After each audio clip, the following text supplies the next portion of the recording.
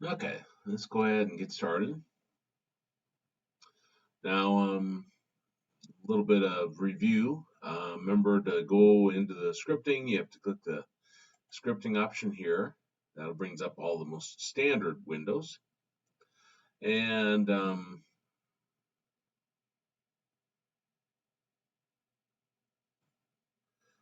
we go. Up here, you click New. Start a new script. And the bigger. Here we have to import BPY. That brings in all of our um, libraries and so forth that we can then refer to. Now remember, if we perform some kind of action over here in this left-hand side, like I do an A to select everything, then that code becomes down here. So I can right-click on that and choose copy, and come over here and right-click and choose paste. And maybe. Let's see, copy, Control V. It's working there. Okay, so I select everything. Now, if I want to delete it, I simply press my X key and press delete. You could also choose the menu options up here, presumably, wherever they're at. Just delete there. And then I'll give you the line of code to delete everything. Or delete what's selected, I should say. So if I right click on that, choose copy, come over here and do a paste. Okay, now we want to drop a cube on here. So we'll do add mesh cube. And I'm going to come and grab this bit of code and copy it, and come over here and paste it. I want to wrap it just temporarily. I think. I chose the wrong one.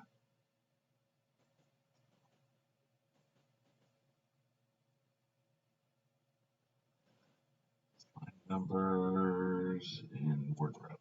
There we go. Okay, remember this tells where everything about what we're creating, um, size of it, where we're putting it, so forth. Okay, now we're going to expand upon what we saw last time. Actually, let's run this. Sure works. Okay, so couldn't really see it, but assumption is it deleted everything and re-added it back in based upon the code. Now, if I want to add another, and you could do line spaces here. You want to add another cube. Paste that here. And notice over here in the scene collection, I have cube.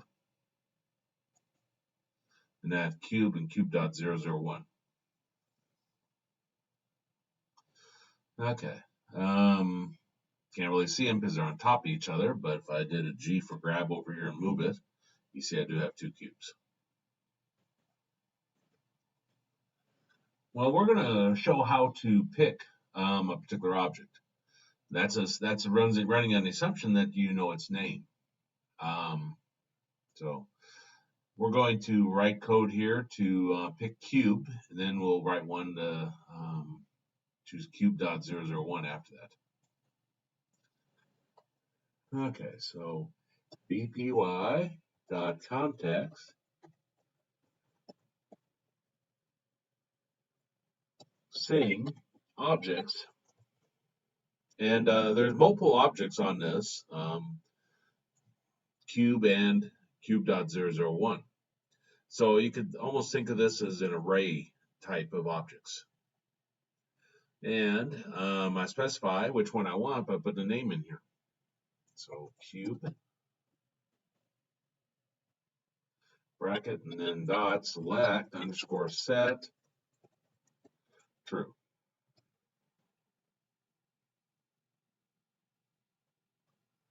Okay, so right now I got cube.001 selected. You see I got it highlighted over here and a little orange around it. If I run this,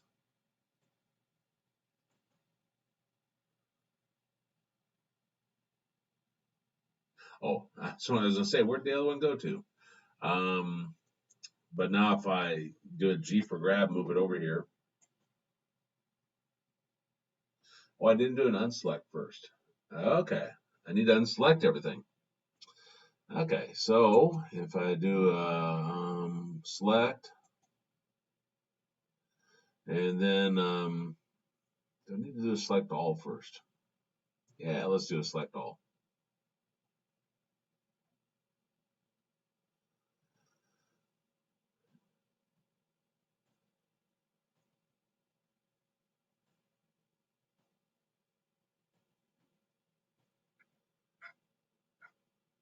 Not sure if I see that.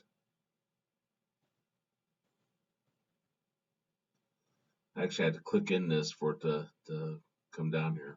Let me make sure that the menu choice says it up here. Select all.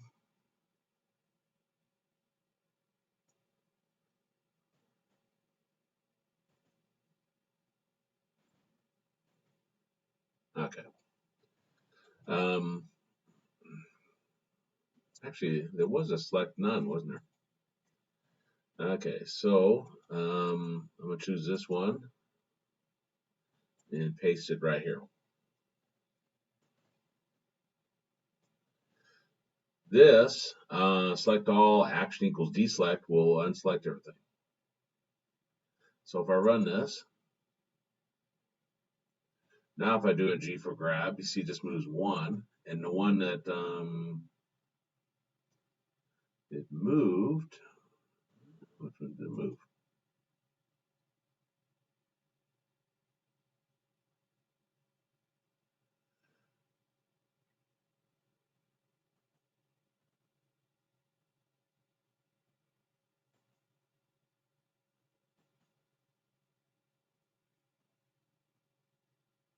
Okay, it didn't move cube. If you look over here, you can see the X, Y, and Z's changed. But if I select cube.001, it's still there. Okay.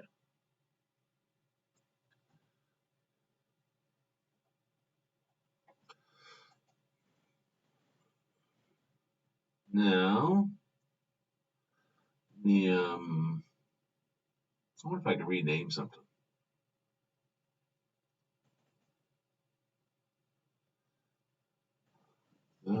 Cube.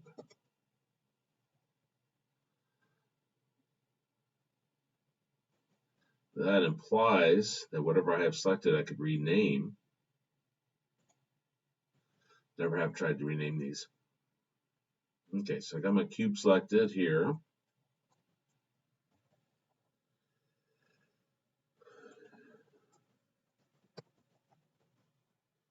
And let's run that. I was guessing. Obviously, that's not a good guess. Rename doesn't work in that manner.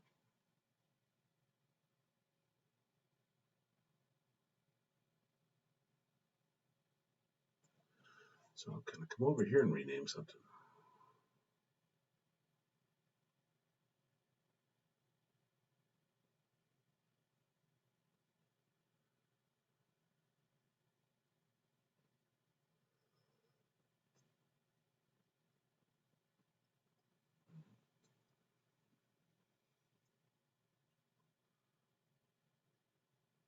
I don't see anything.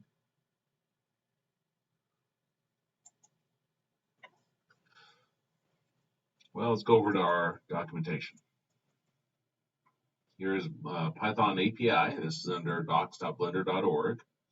I click View API. And I'm going to search for item underscore rename.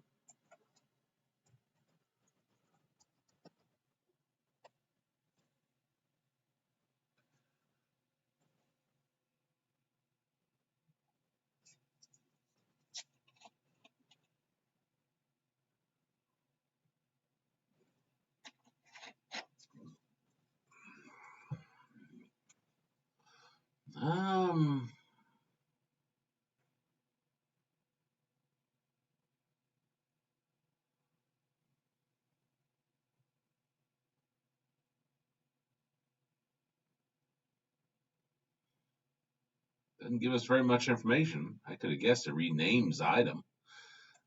Okay, let's search for that. Let's copy. Item underscore rename.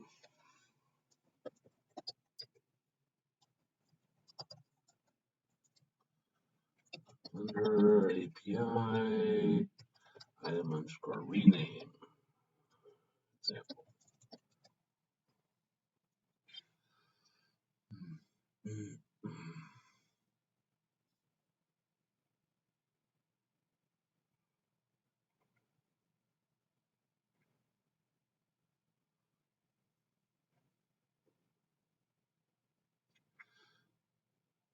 Billion websites out there and nobody's written a code example for renaming.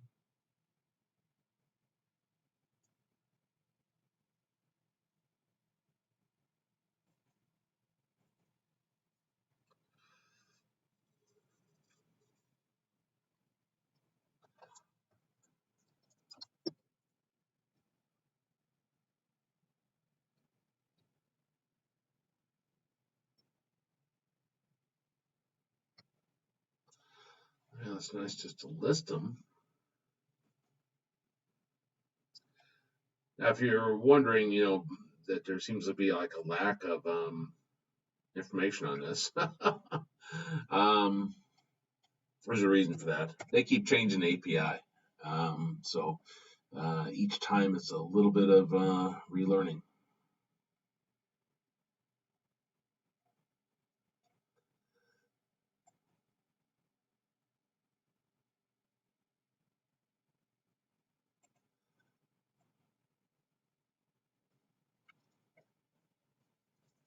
Although this one looks like it may have been around for a while. That set was different, and so I haven't got to use that new notation yet.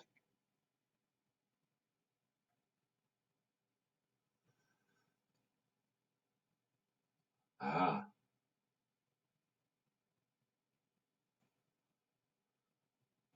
there it is. I should have known that.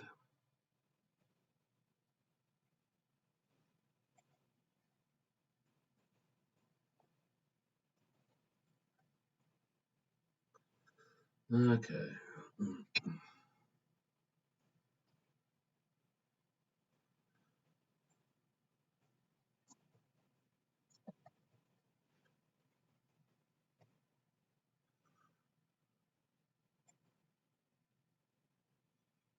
Like something there.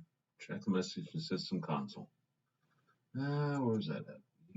Select window.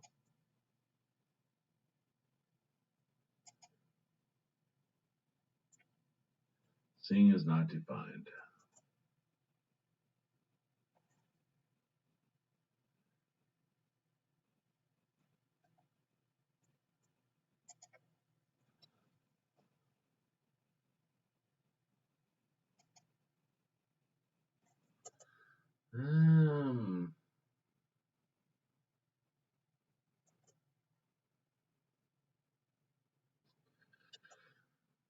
Let's see. Import BPY. Oh, scene context scene. Yeah, instead of typing that, you could just type bpy.context.scene. Okay, let's run that. Set unlike it.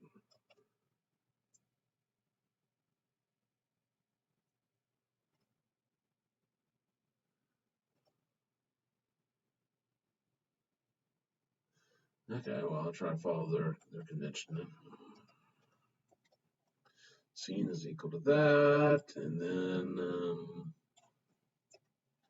scene dot objects dot active will be name equals what?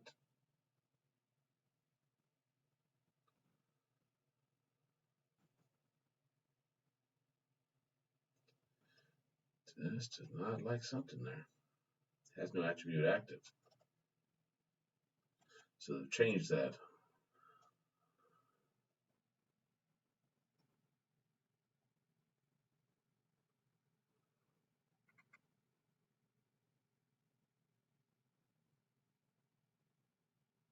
context.object or selected objects 0.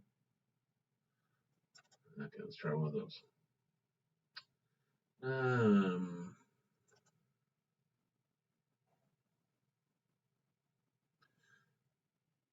Context.activeObject.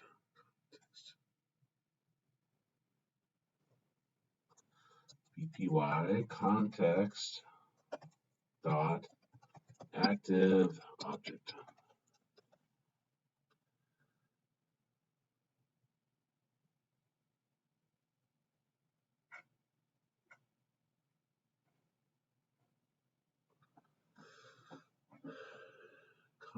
Context dot active underscore object. Okay, let's try that. That's how you change the name of it. Okay. Now what's not necessary here?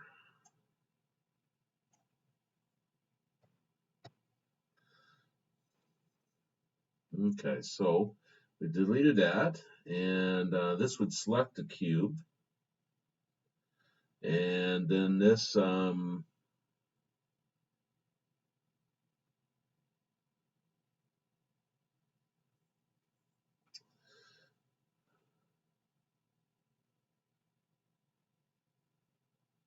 active object.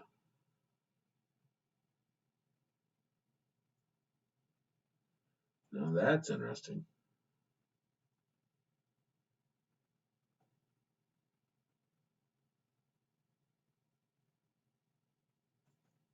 I would have thought by selecting it that'd make that the active object.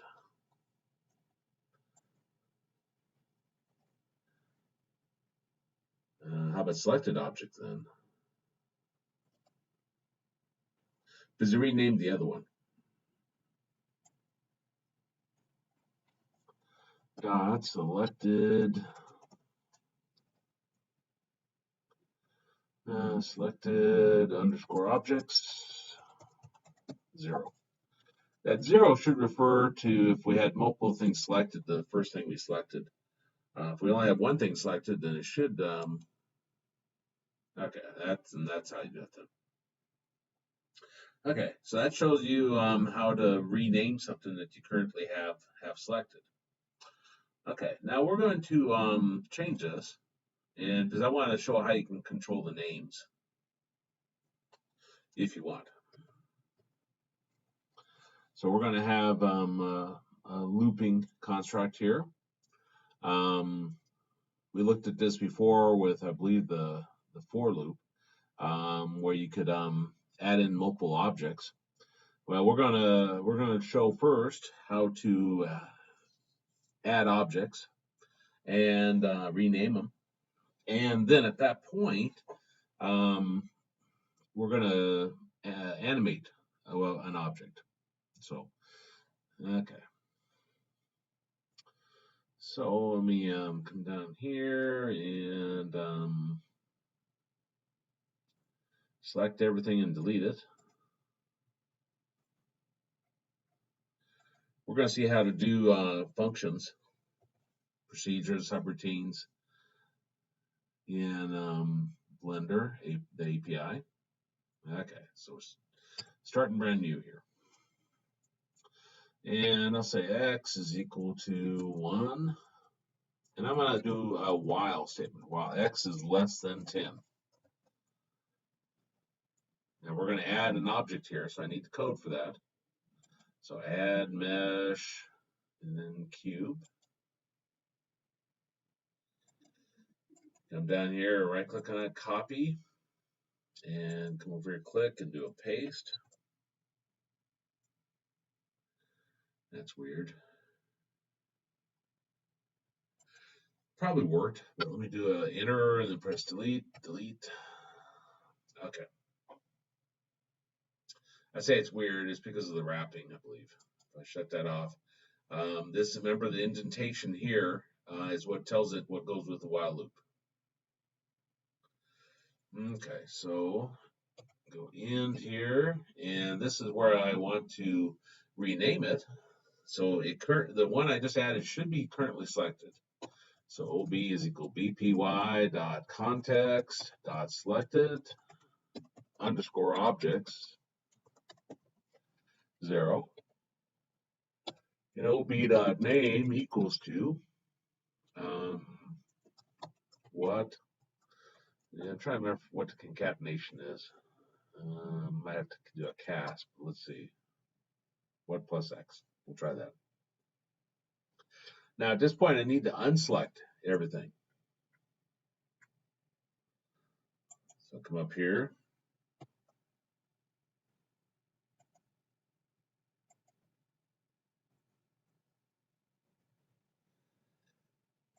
And paste this in.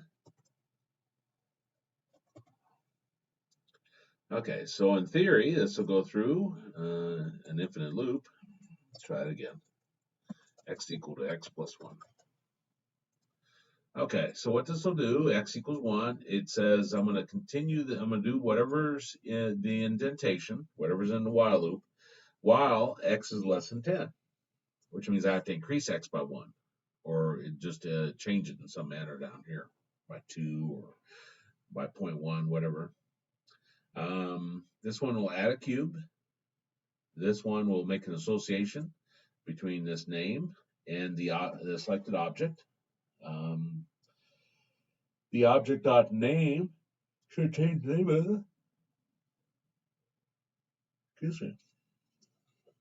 And then this should deselect it and then increase x. The deselection is so that when we add the next cube, that we know nothing's selected. Let's see if I get any errors. One error. Doesn't like that. What doesn't it like? Concatenation or the lack of the cast? Can only concatenate string, not integer to string. Okay. So, and a lot of this is over here in W3 Schools. A lot of this is Python. So, if you're trying to figure out how to cast something, what cast means is it to change the type. So we want to change the type of the integer to a string. So Python cast string.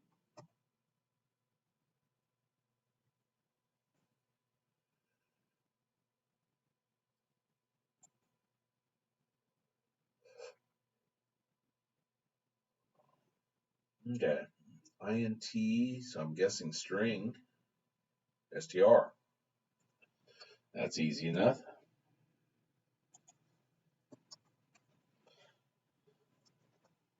There we go. Now if I run that, you see how I got what 1 through what 9, because it started 1 and it's less than 10. I'm continuing why x is less than 10, which is up to 9. Doesn't include 10. So we can give it specific names.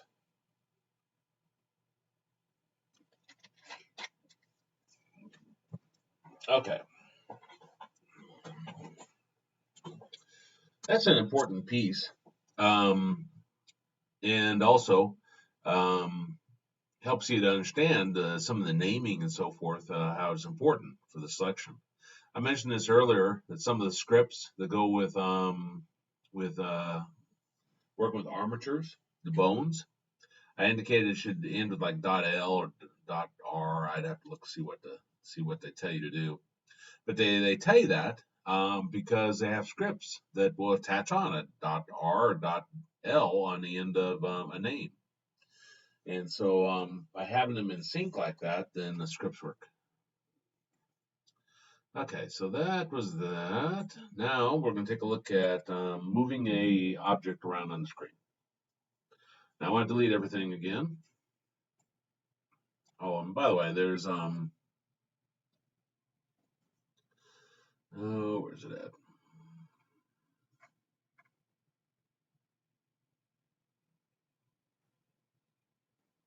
There's functions. Function is a block code which only runs when it's called. You can pass data in those parameters in function. Function can return data as a result. Can. Doesn't have to.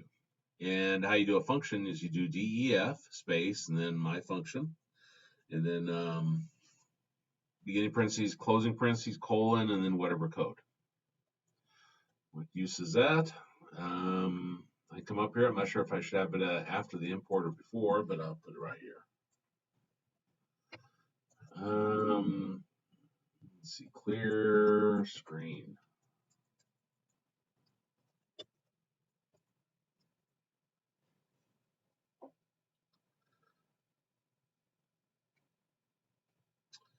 Where's my clear screen?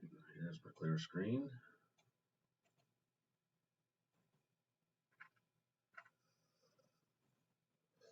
Paste that in.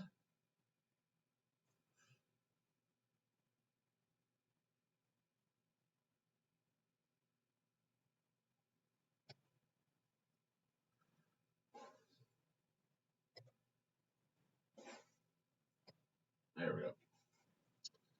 So now, down here, I can call clear screen.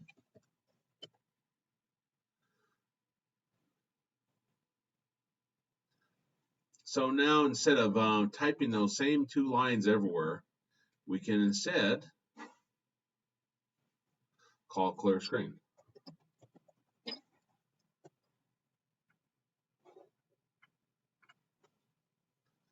Up here, clear screen. So this is functions used for code reuse. Okay, now we want to drop a mesh on there. And if you got to do a lot of this, some of this probably would make sense to put into a function. Now, passing an argument, that would look like this. And those of you who've used other programming languages, you was sitting there, where's the data type? So, no, there isn't one. But, it's based upon a calling sequence. So to add a cube, I need this one, this one, this one, and probably that one.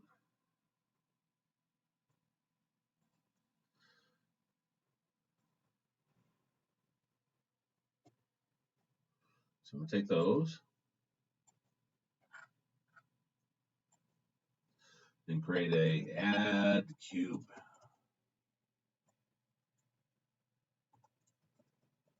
I'll put CNAME for cube name.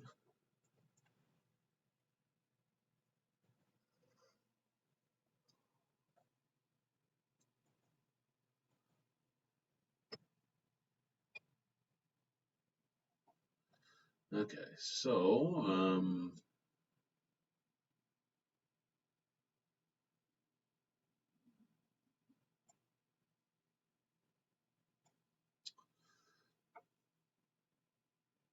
and I'll wrap it just temporarily.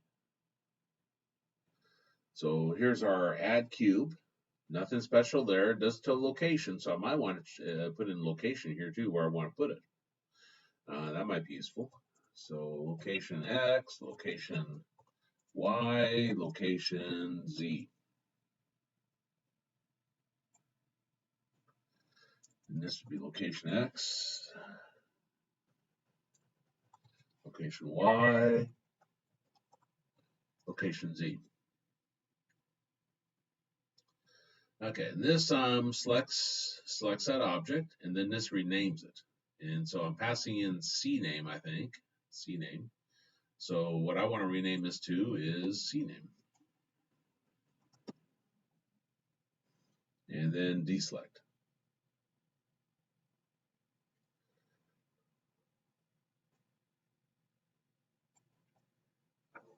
Okay, so I got to add cube now. So I come down here, add cube, David, position 2, 1, 1.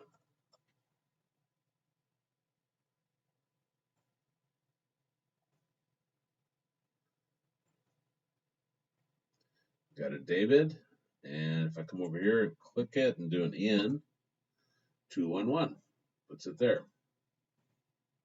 And again, to get that to go away. Now you see, we now have something that's a lot easier to work with. If I want to add a cube, Frank, 3, 2, 2.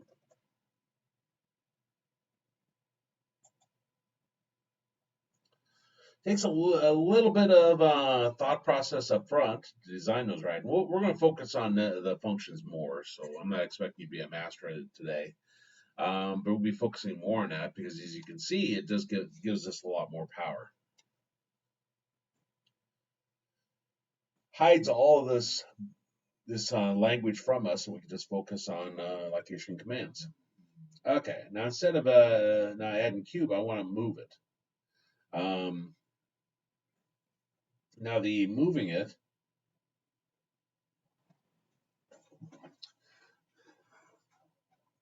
we can do the translate, but translate is not absolute positioning. But we'll start there. And so let's see.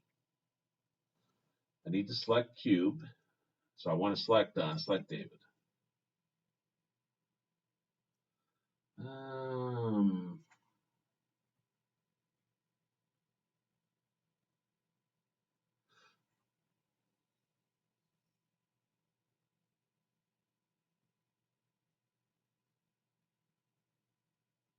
I'm trying to remember how to do a select based upon name.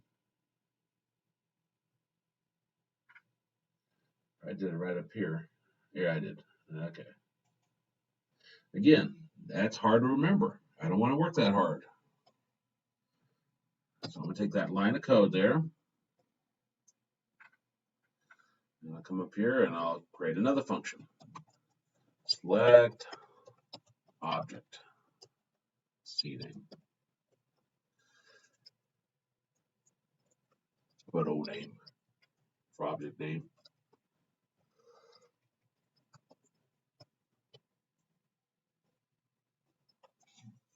Okay, paste that in. Instead of this being in here, I'm going to say old name.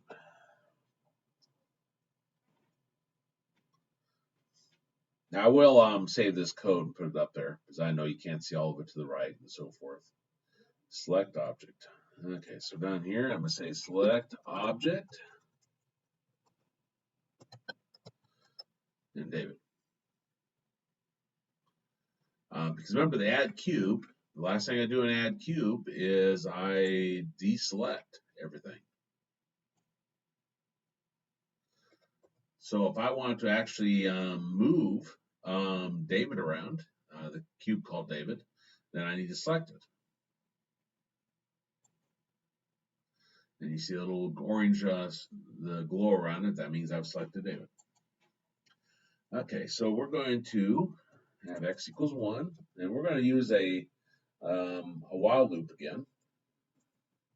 While x is less than 10.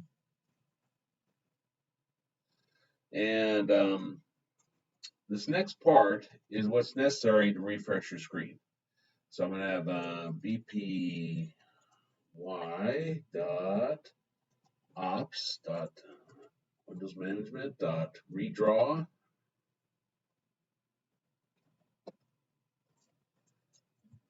timer type equals to draw underscore win underscore swap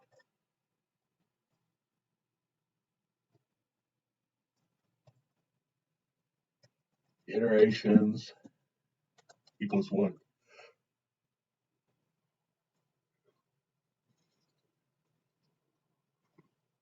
Okay, so then I want to move my currently selected object. So bpy dot ops dot transform dot translate value equals 0, 0.1, 0. and x is equal to x plus 0.1. Okay, so let's run this, see if I have any errors.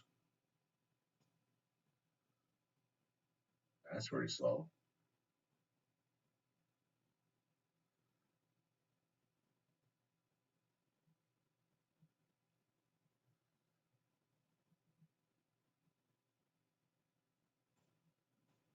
Let's try 5.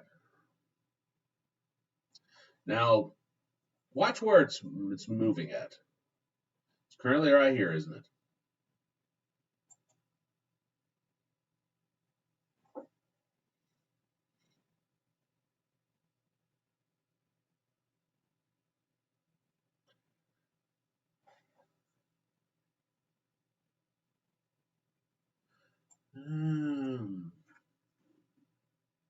Try it again. Okay, so that shows moving the cube. Now the x value I have there has nothing to do with the translate part.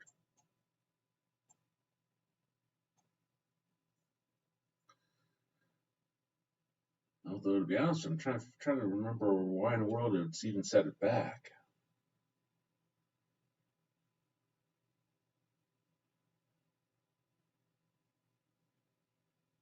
Unless it's the fact that I add the cube each time, putting it 2, 1, 1, 1. Let's run that again. Just curious. Okay, that's it. 2, 1, 1. Because x is coming, the red coming toward us, 2, 1, 1. Okay. I was thinking that was part of my code. I'll wake up here eventually. Now, like I said, this x increasing has nothing to do with the moving. The moving comes from here, 0.1. Part of the problem is I got this cube selected now, and if I wanted to move it again, it moves it based upon where it's currently at. Instead of doing a relative translation from where you're at, you can do absolute. And let me show that. Okay, so select object David. It probably should still be selected, but just in case, we have that. And then I'm going to do a bpy.context.object.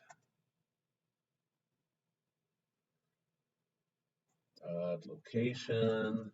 I was trying to think if I should do a selected object. We'll see if this works.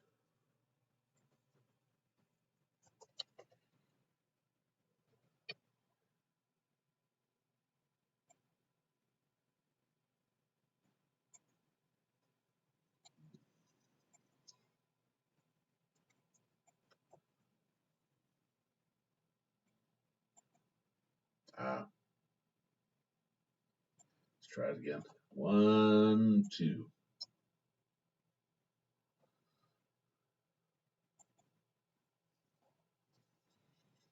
Okay, puts it back in the center. This refers to your x, your y, and your z. So location 0 is your x, location 1 is your y, and location z here.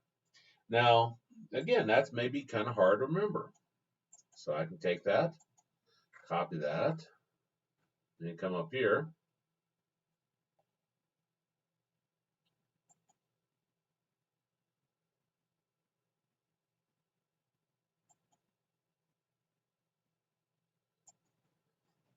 Clear screen has nothing to do with the functions. I was wondering what that was doing there. This indentation was wrong. And set absolute location. Absolute x, absolute y, absolute z.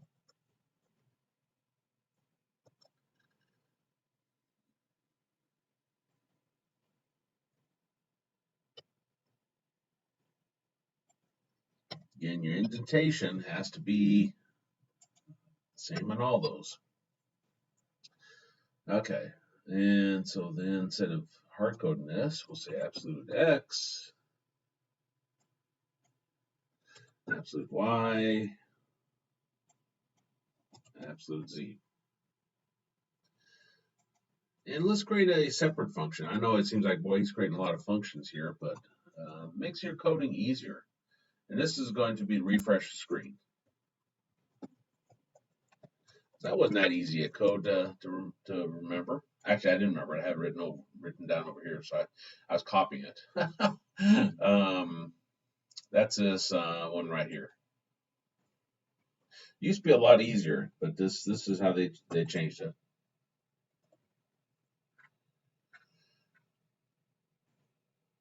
And paste that. Let's make sure the indentation's right. Yeah, that looks right. So refresh screen.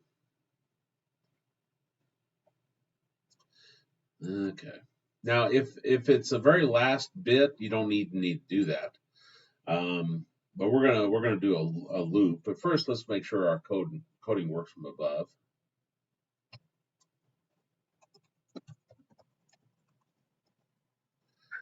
Refresh screen was one of them. Yeah, refresh screen and set apps location.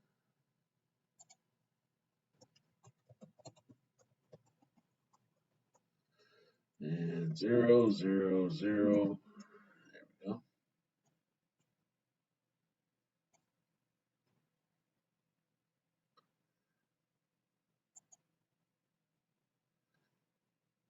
Okay, so that sets back, and then refresh refreshes it. Okay, so now we're going to have our character move based upon absolute locations, not translate, but absolute. It's very similar. Absolute means no matter where it's at, it's absolutely sets it to that. So that's a difference. So x equals negative. Actually, let's say y is equal to -5. While y is less than 10,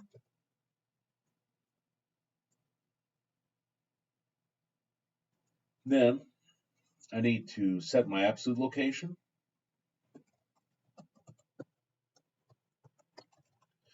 And I'll pass in a 0 for x, so I'll always have it as 0. And for y, it's going to be based upon the y we have there, comma, and that puts 0 for z. Refresh screen, and then increase y by something.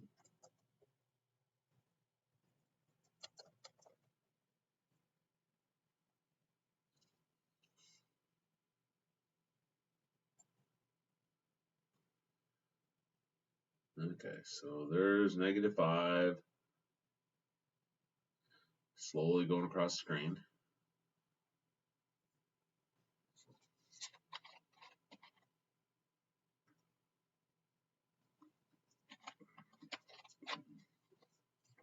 Okay, so let's try to follow a different pattern.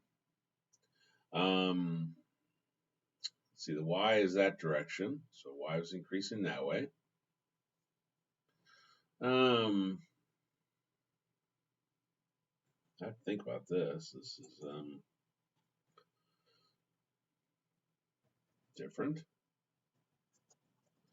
I was trying to do y is equal to x squared, and that's obviously not the comment for Python pound sign.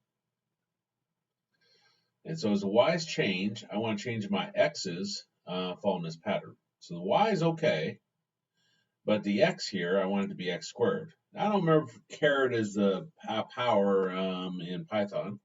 We'll try it. So y squared. So for example, if I put 1 in for y, this would be 1 squared. If I put 2 in for y, that'd be 2 squared. I got that backwards.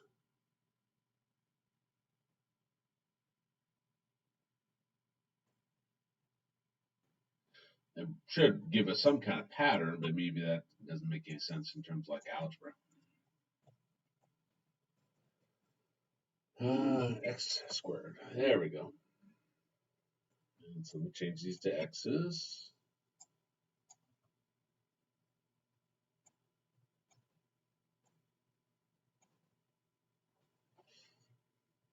Okay, so let me think now. If I change the x's, then I should see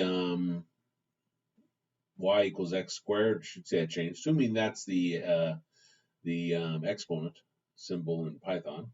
We'll see here shortly.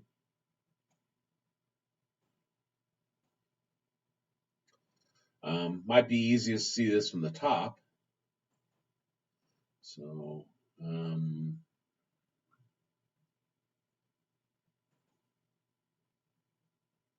okay, so there we got there. Run it.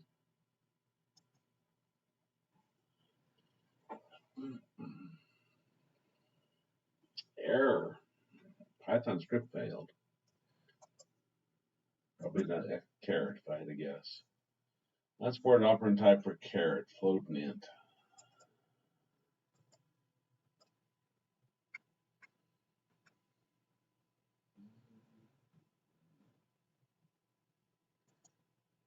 Python exponent.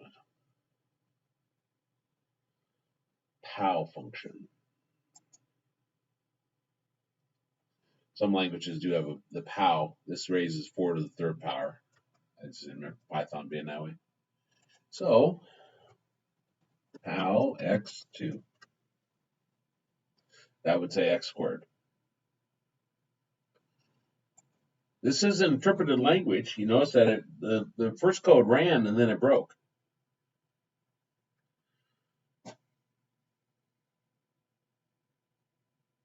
Now, I never really have figured this part out right there. I never have cared enough to probably really investigate it. But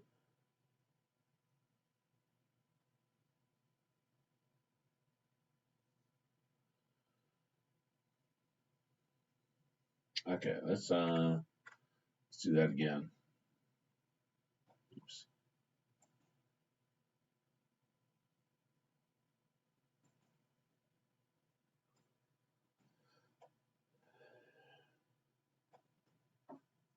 I don't want to go up as high as -5. That's 25.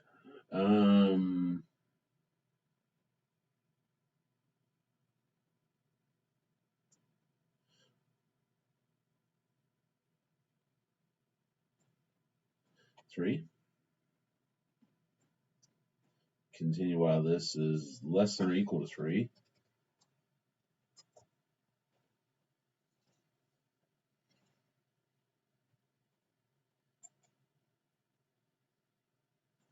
So you got rid of my first code. There it goes down.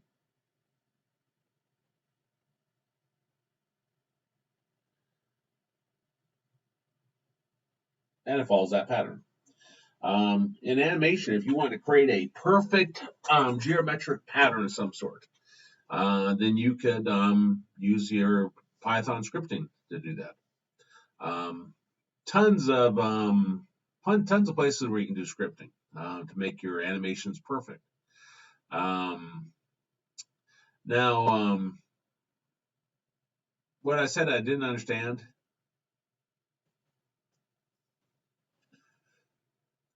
See how that's going fast right there? Then it comes down here, it goes really slow, and then speeds up. I understand as it's getting closer to 0 that the change is less. So I understand how it looked like it changed. That's a true statement. Change would be less. That's what I always assumed anyway. Now, if I wanted to program something else,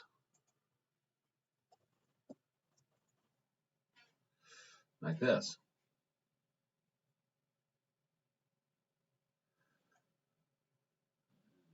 get that out of the way. Used to be if you close this window, it crashed Blender.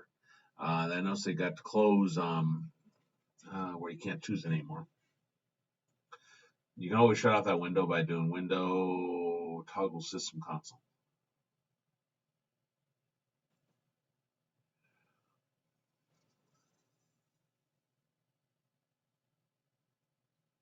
You might say, "Oh, big difference.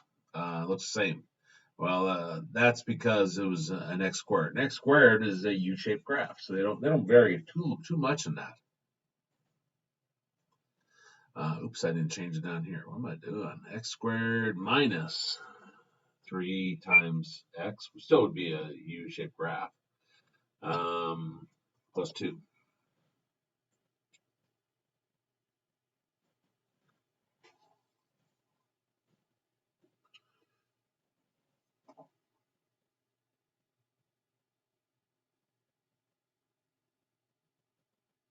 That's interesting.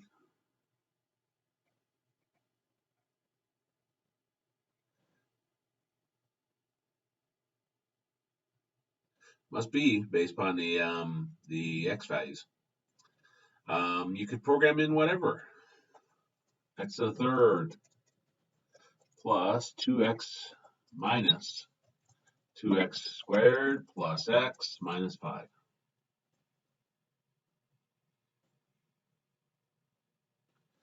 Python actually has lambda functions that can probably make this a lot simpler. Pow x3 minus 2 times pow x2 plus x minus 5.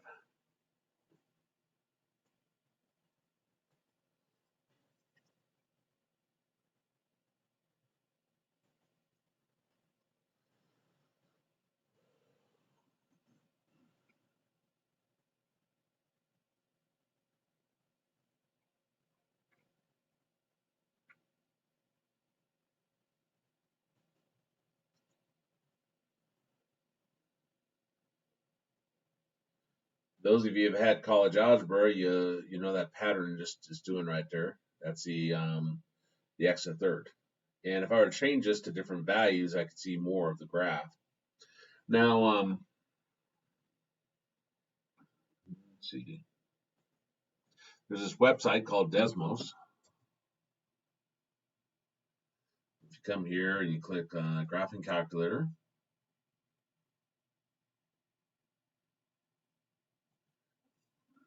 y equals x to the third. I did a caret to do the power.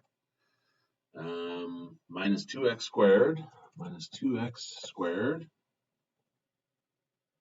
And I'll do a arrow to get out of the exponent.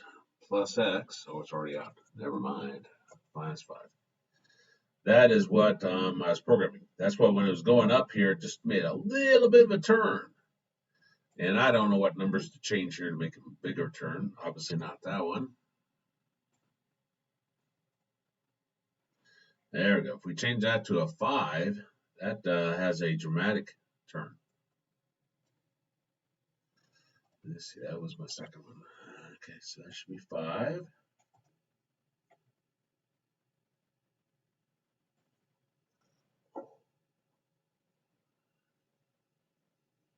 Dramatic turn, goes back down more, then turns around, or, well, if I hadn't run out of x values, it would have turned around.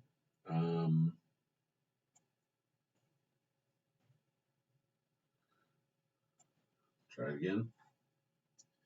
9 probably be way down. Okay, so that's coming up, turning around.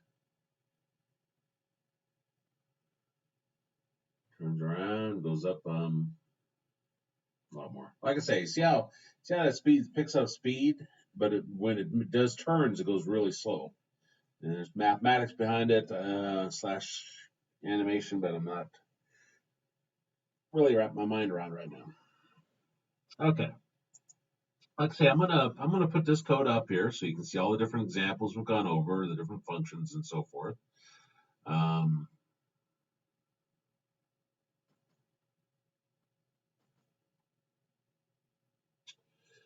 Let's see. Code 10, 22, 2020.py.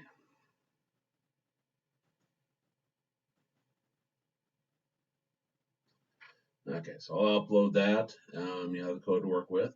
What I want you to do is I want you to create an animation. And I want you to have 4 items on the screen with unique names that you're animating with certain patterns. Come over to Desmos, play with this. Try to figure out some kind of unique pattern you want to achieve. Don't worry about doing circles yet. That's going to be our next topic we'll approach. Like here, if I wanted to program a perfect circle in terms of the animation, I would use this.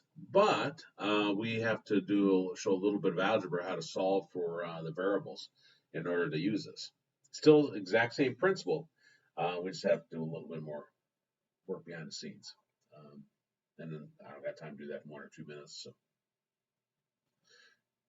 questions on that?